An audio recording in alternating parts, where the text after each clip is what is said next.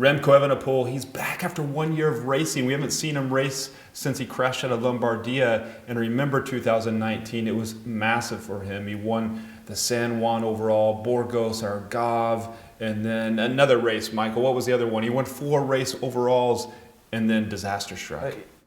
Yeah, Gregor. So Remco Evenepoel went into the 2020 season with 4 stage races on his calendar, and he won every single one of them in order. It was the Vuelta San Juan, the Vuelta Algarve, the Vuelta a Burgos, which is the race that we saw right when the season restarted, and then the Tour of Pologne. He won all of those in the general classification, 4 out of 4. Absolutely incredible. He then went to Il Lombardia, and really everybody reasonably could have expected him to win a monument last year, and that is when we saw that this terrible crash that just had all of us absolutely kind of paralyzed with fear for a good chunk of Lombardia as he crashed off of the that really hairy technical descent. We've seen multiple riders go over the walls of this descent in the past, Gregor, but this one he hit this bridge and just he fell, what was it, 10 meters? Yeah, he took a bad fall there.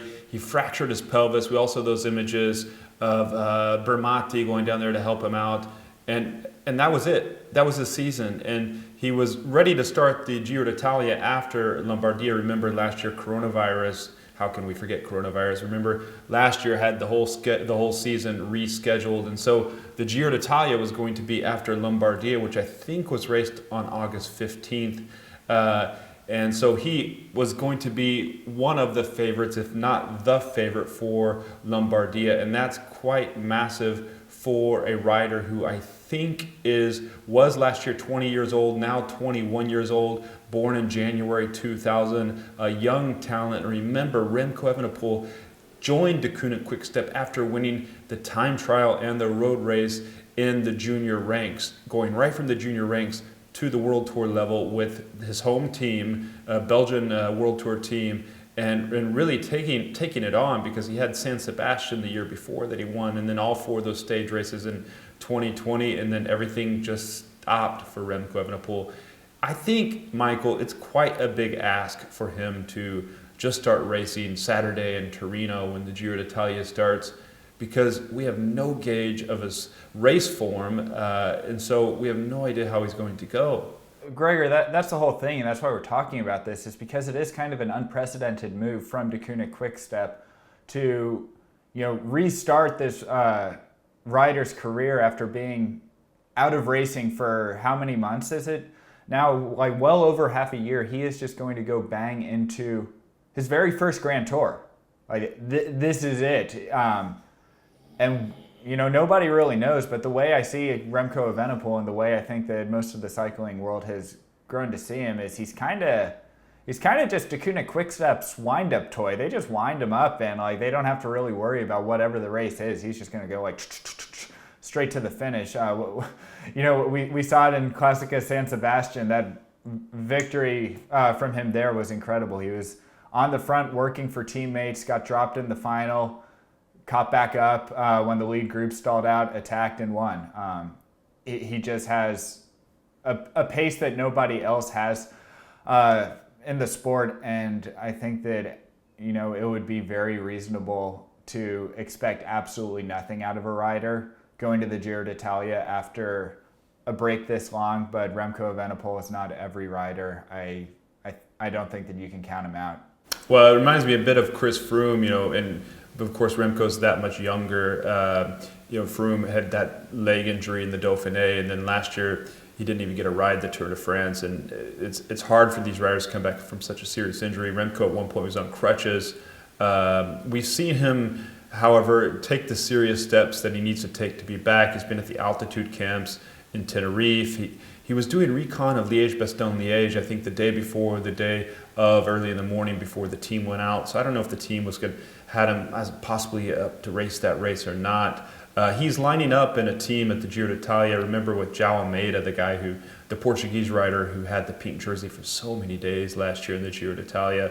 James Knox is going to be on the team, and also Fausto Masnado, I think, just had a good 3rd or 4th place overall in the Tour Romandie. So Giro, he's going to try to ride into it, but as we all know in modern day racing, you need the races finish so close all the time that any mistake in the opening days of the Giro will likely cost him any chance of trying to win the overall. But this is the continued development of a grand champion, a massive champion, Remco Evenepoel. I'm going to go ahead and call it. I think he's winning the Giro. I don't think that Remco Evenepoel rides himself into anything. I think Michael, you just don't know anything about cycling. I mean, there's like Simon Yates lining up in the race. I think earlier we were talking about George Bennett, laser focused on the race, and you're saying this young Evenepoel is going to win the Giro d'Italia, his first Grand Tour. Well, we'll go back to what I said earlier. Is he has silenced all the haters every step of the way up to this point, so I think that you would have to be a little bit crazy to bet against him. But what he also has going for him is his youth. It was reported on that Remco Evenepoel, this was not his first time fracturing his pelvis. He did it when he was a soccer player as well in Belgium, rehabilitated himself. This is, again, it would be a red flag for I think anybody else. 2 pelvis breaks by the time you're in your early 20s, that's not a good thing. But we've seen Remco Evenepoel just basically his entire Instagram online presence has been shots, videos of his rehabilitation process. I think that he has smart people looking after him who are making sure that he's going to be prepared for the Giro. And I also think that this kid, like you said it best, he's just a tough nut. If he's going to go to a race, he is going to plan on winning that race. That's just what we've seen from him, and I'm not going to bet against him. And Michael, something else. I don't know why anybody could be a Remco hater, because he's got a Pizza Hut sponsorship deal. I mean, who can complain? He signed some personal sponsorship deal with Pizza Hut. Everybody loves Pizza Hut. So there you go. I mean, hopefully he's got some stuffed crust in there as well. Remco Evenepoel, Pizza Hut sponsorship. You live in Italy and you love Pizza Hut? What? Come on! Hey, and good news, they just opened a Starbucks in Florence. I'm going to go check it out.